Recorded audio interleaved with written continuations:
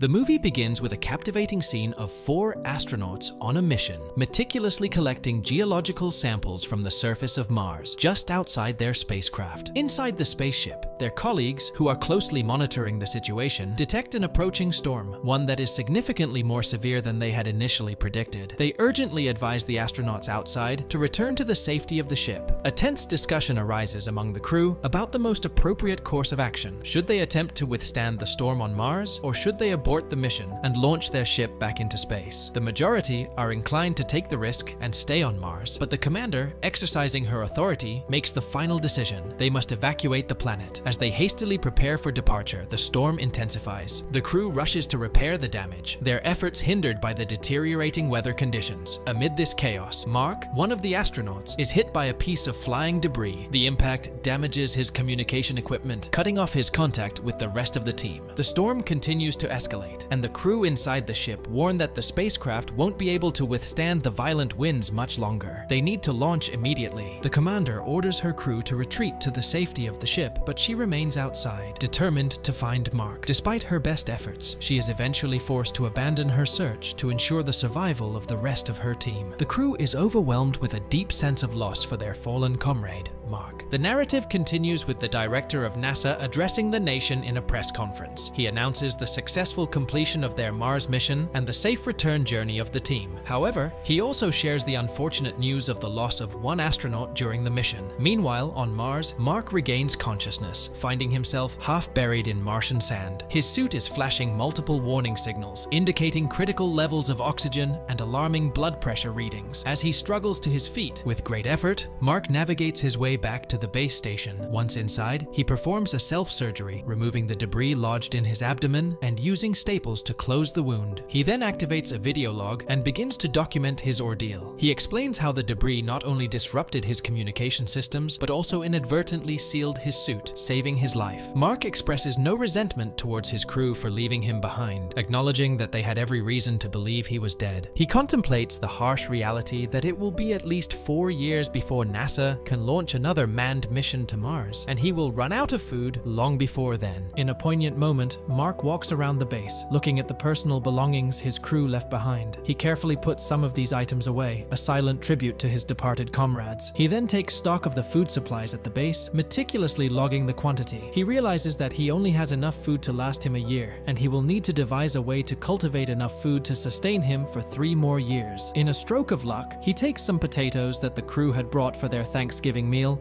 and decides to grow them on Mars. He embarks on a series of tasks, cleaning the solar panels to ensure maximum energy efficiency, hauling loads of Martian soil inside the habitat, and even repurposing the crew's waste to create a makeshift fertilizer. With the groundwork laid, he tills the soil within the habitat and plants the potatoes. However, he soon encounters a critical problem. He does not have enough water to properly irrigate the crops. Undeterred, Mark sets about devising a solution to generate more water. He constructs a device that creates water through a series of small chemical reactions, effectively creating a sustainable water source. After a few days of operation, the interior walls of the habitat are coated with condensation, and the potato plants begin to sprout. Meanwhile, back on Earth, NASA holds a solemn funeral for Mark, mourning the loss of an astronaut they believe to have died on Mars. Vincent, a high-ranking official at NASA, proposes to the director the idea of returning to Mars to retrieve the equipment left behind by Mark's crew. However, the director dismisses the idea, citing the need for transparency with the public and his reluctance to broadcast the recovery of Mark's body. Vincent counters, pointing out that Mark's body will remain preserved on Mars due to the planet's conditions. He suggests framing the mission as a noble endeavor to recover Mark's body for his family. In the midst of these discussions, Mindy, a satellite supervisor at NASA, receives coordinates that direct her attention to Mark's location on Mars. She notices movement at the base, which prompts her to place an urgent call to the director. The footage from the satellite is undeniable proof that Mark is still alive. Faced with this revelation, NASA grapples with the dilemma of what to tell the public, especially since they are required to release the footage within 24 hours. They are concerned about potential backlash for having left an astronaut behind. After much deliberation, they decide to hold a press conference to assure the public that they will do everything within their power to bring Mark back home alive. On the desolate Martian landscape, Mark, Mark, the stranded astronaut, meticulously studies maps at the base station. He is trying to determine his location relative to the landing site of the next Mars mission, which is scheduled to arrive in 4 years. The destination is approximately 3,200 kilometers away, a daunting distance considering his rover's limited range of 35 kilometers per journey. Furthermore, it would take him around 50 days to reach the destination from the base, even with continuous travel. Undeterred by these challenges, Mark sets about modifying the rover to extend its range without the need for frequent recharging at the base. His efforts pay off as he successfully doubles the battery life of the rover. However, this achievement comes at a cost. He has to disable the rover's heating system. Given the extreme cold on Mars, surviving the journey without heat is impossible. To overcome this, Mark decides to excavate some radioactive material and store it in the back of the rover to provide warmth. Meanwhile, back on Earth, NASA holds another press conference. They inform the public that they have been tracking Mark's movements via their satellites and have deduced his objective to rendezvous with the next Mars mission upon its arrival. In response to this revelation, they expedite the estimated completion time of the next Mars mission from 4 years to 9 months, hoping to reach Mark before any further mishaps occur. NASA makes a strategic decision not to inform Mark's crew about his survival, fearing it might distract them during their ongoing journey back to Earth. Meanwhile, on Mars, Mark harvests a substantial yield of 400 potatoes from his indoor garden. He replants the smaller ones for future growth and sets aside the larger ones for consumption. In a fortunate turn of events, he locates the Pathfinder, a rover that was lost on Mars several years ago. He manages to establish communication with NASA using the Pathfinder, which has a replica back on Earth. Although NASA's control over the Pathfinder is limited to moving its camera, Mark ingeniously sets up a communication system using hexadecimal codes, enabling him to ask more complex questions beyond simple yes or no. NASA uses the Pathfinder to provide Mark with instructions on how to hack into the rover and establish a direct communication link with NASA. Vincent, a NASA official, informs Mark about their rescue plan, bringing a wave of relief to the isolated astronaut. Mark is eager to know his crew's reaction upon learning of his survival, but Vincent confesses that the crew is still unaware of his situation. This revelation infuriates Mark, leading Vincent to realize that they must inform the crew about Mark's survival. In a surprising development, Mark's former crew members receive communications from NASA during their routine mail check. The messages reveal the astonishing news that Mark is still alive and that a rescue mission is underway. Mark, on his part, calculates his food supplies. He finds that with the remaining food at the base and the potatoes he has cultivated, he has just enough to sustain him until NASA can send a rescue mission. However, disaster strikes while Mark is tending to his garden. The entrance chamber of the habitat explodes, causing him injuries and cracking his helmet. Thinking quickly, he uses duct tape to seal the crack, restoring his oxygen supply. Upon returning to his garden, he discovers that the exposure to Mars's harsh atmosphere has killed all his plants and destroyed the watering system he had set up. Mark communicates the unfortunate incident to NASA, who realize the gravity of the situation. If they do not expedite their rescue mission, Mark will run out of food before they can reach him. In light of these developments, NASA grants permission to Mark's old crew to establish contact with him. The crew members reconnect, engaging in friendly banter and catching up on lost time. Meanwhile, Mark begins the arduous task of cleaning up the area of the base he had designated for potato cultivation. He removes all the tarp and dirt and reseals the hole where the hatch had been. Back on Earth, NASA makes a critical decision to skip inspections on the ship they plan to use for Mark's rescue. They reason that the ship is likely in good condition, and the inspection would only consume precious time. The focus now is on speeding up the rescue mission to ensure Mark's survival. However, upon launch, the ship explodes, reducing all their hard work to ashes. The catastrophic failure of the launch is observed by China's Space Division, who offer their assistance. With the help of Rich, a physicist, NASA is able to devise a more efficient plan to rescue Mark. The plan involves the Hermes, the ship that Mark's crew is on, swinging back into Earth's orbit long enough to be sent a fresh supply of food, then shooting back into space to pick up Mark without landing. The only problem with the plan is that it will add 500 days to the Hermes' travel time. NASA's director vetoes the plan, explaining that he doesn't want to risk the lives of everyone on board the Hermes to save Mark. Another NASA coordinator thinks this is unfair and sends the plan details to the Hermes in secret. Mark's crew discusses the plan amongst themselves, realizing that if they follow through with it, they will be committing mutiny. The crew members deliberate whether they want to spend an additional 500 days in space, away from their families. However, they ultimately decide that rescuing Mark is the right thing to do. They unanimously vote to return for Mark. Each crew member contacts their families to inform them that they will be away longer than initially planned. NASA is notified notified that the Hermes has deviated from its plotted course, and the director reprimands the coordinator for secretly sending the rescue plans to the crew. For the plan to work, Mark needs to gather all the equipment that is keeping him alive, including the machines providing him with heat and oxygen, and transport them to the ship in time to rendezvous with the Hermes as it passes Mars. The Hermes swings by Earth, picks up supplies, and uses the gravitational pull of Earth's atmosphere to gain momentum and launch back towards Mars without using much fuel. After a grueling 7-month period, Mark begins his preparations to rendezvous with the Hermes. He also takes along the solar panels, enabling him to recharge the rover intermittently. NASA, analyzing the situation, concludes that Mark's ship will need to attain high speeds to meet up with the Hermes. Consequently, they instruct Mark to discard all unnecessary equipment. He removes supplies intended for a 6-person crew, retaining only what is essential for a solo journey. He is also directed to strip off the front and sides of the ship and replace them with tarp to reduce weight, and to remove all control panels, since the Hermes will be remotely operating his ship. Mark exits the rover for the final time and boards the ship to prepare for the journey. He shaves off the beard he has grown, dons fresh clothes and a spacesuit, and awaits further instructions from his crew. They reassure him and caution him that he might lose consciousness due to the force of the launch. As Mark's ship takes off, the tarps are immediately sucked into space. Mark loses consciousness and is unable to communicate his status to his crew. Upon regaining consciousness, he is informed by his crew that they won't be able to get their ship close enough to his. The commander instructs a crew member to construct an explosive